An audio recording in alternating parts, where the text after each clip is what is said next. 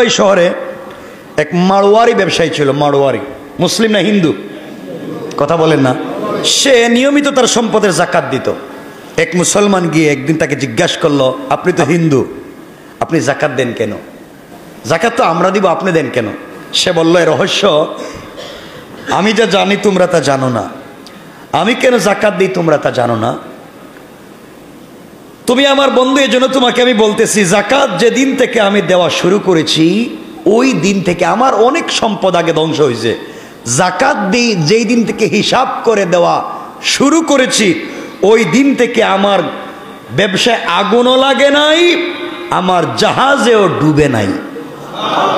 সুবহানাল্লাহ বলেন। আমার চুরি ডাকাতি হয় নাই, শ্রমিক অসন্তোষ হয় নাই, কিচ্ছু হয় নাই।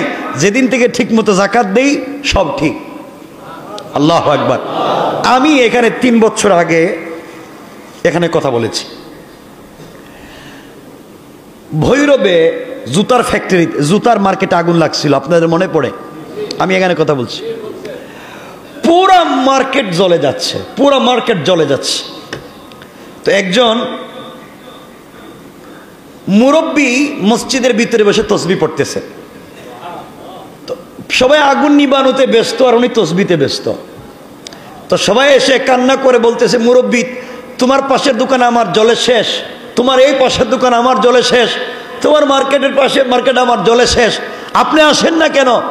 আমি তো মসজিদ থেকে বের হওয়ার কথা নয়, আমার তো দোকান জ্বলবার কথা নয়। পুরো মার্কেটে আগুন, পুরো এলাকায় আগুন, সব জ্বলে যাচ্ছে, আপনার জ্বলবার কথা নয়, কারণ কি? দেখেন, আপনারা গিয়ে দেখেন আপনাদের হিসাব, আমি আমার হিসাব করতেছি। ব্যাপার কি? তাকে টেনে হেঁচড়ে বের করা হলো। বের করে দেখা যায় 2-3 গোটা আগুন জ্বলে, সব জ্বলে গিয়েছে, সব জ্বলে পুড়ে ছাই, কিন্তু মুরব্বীর দোকানে আগুন লাগে নাই। সুবহানাল্লাহ বলেন। তো মুরব্বীকে আসল রহস্য জানতে চাওয়া হইলো, বাবা বলো তোমার দোকানে আগুন লাগে নাই কেন? মুরব্বী বলছেন, দেখেন আমি আমার সম্পদ হিসাব করে জাকাত দিয়ে আর 2-4-5 লাখ টাকা বেশি দেই, তা আমি আমার সম্পদের দায়িত্ব তো আল্লাহর কাছে দিয়েছি, আল্লাহ থাকতে আমার দোকান জ্বলবে কেমনে? আল্লাহু আকবার। আর দায়িত্ব যেহেতু আল্লাহরই দিছি, জ্বলে যদি যায় তাহলে আল্লাহ বা দায়িত্ব আদায় করে কেমনে?